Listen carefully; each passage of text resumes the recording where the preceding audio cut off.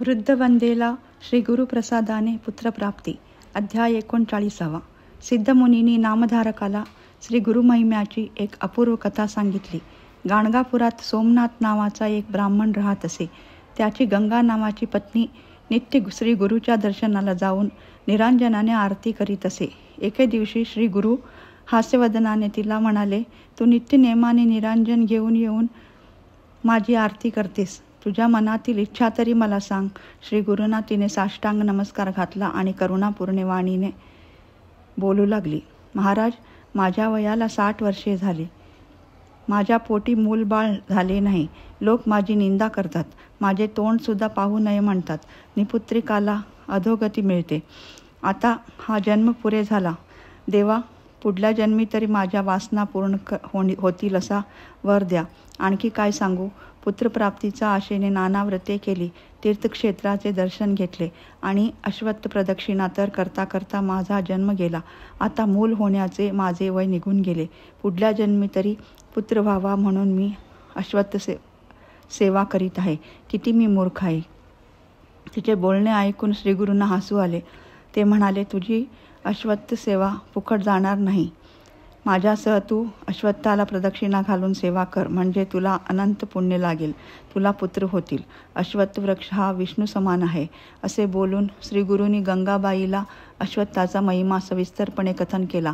नंतर ते म्हणाले, भीमा अमरजा संगमावर आमचे स्थान आहे. तेथे तू एकनिष्ठेने सेवा कर, म्हणजे तुझ्या कामना पूर्ण होऊन तुला कन्यापुत्र होतील. श्रीगुरूच्या निरोपाप्रमाणे तिने अश्वत्थ सेवा सुरू केली. रात्रदिवस अखंड सेवा चालू असताना तिसरे रात्री तिच्या स्वप्नात एक ब्राह्मण आला. तो तिला आश्वासन देऊन बोलला, आता तुझे कार्य सफल झाले. तुला सांगतो तसे कर.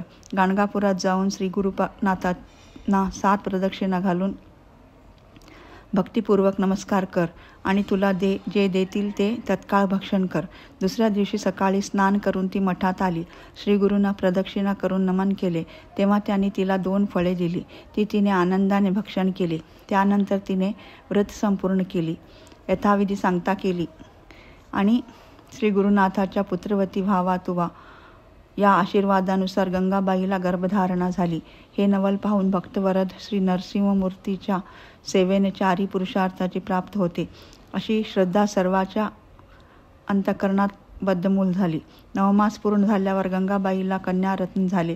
सोमनाथ ब्राह्मणाला आनंद झाला.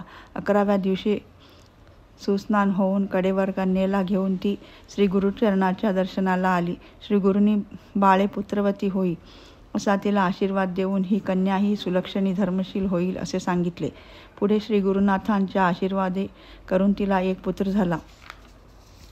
तो वेदशास्त्र संपन्न विद्वान झाला. सिद्धमुनी सांगतात, श्री गुरु म्हणजे कामधेनू.